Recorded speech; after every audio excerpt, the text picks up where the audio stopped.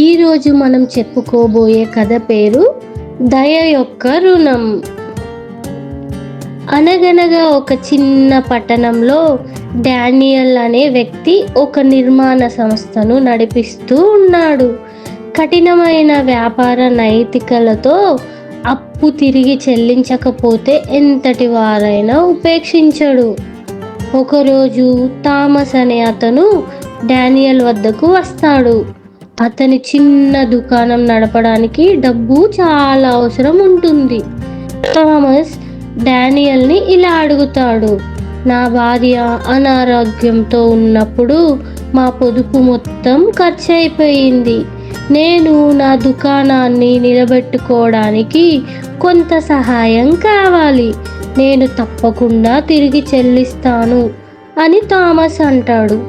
అప్పుడు డానియల్ థామస్తో ఇలా అంటాడు, థామస్, ఇది వ్యాపారం. నేను నిన్ను ఆదుకుంటాను.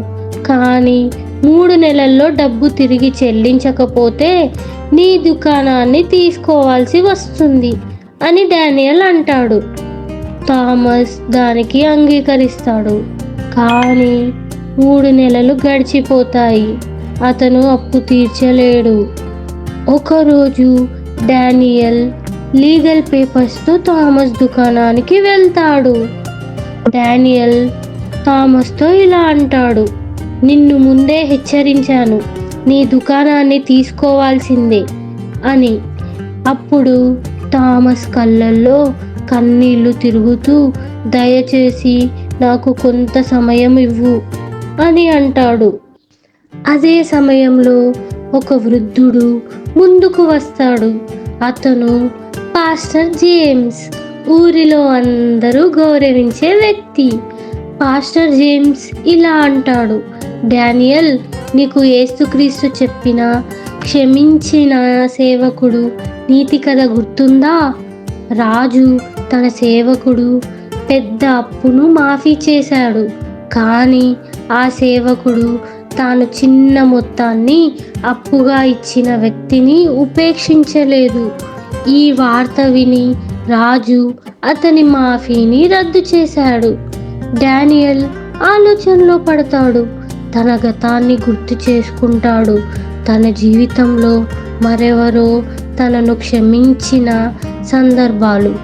కొద్దిసేపటి తర్వాత డానియల్ లీగల్ పేపర్లను మూసేస్తాడు.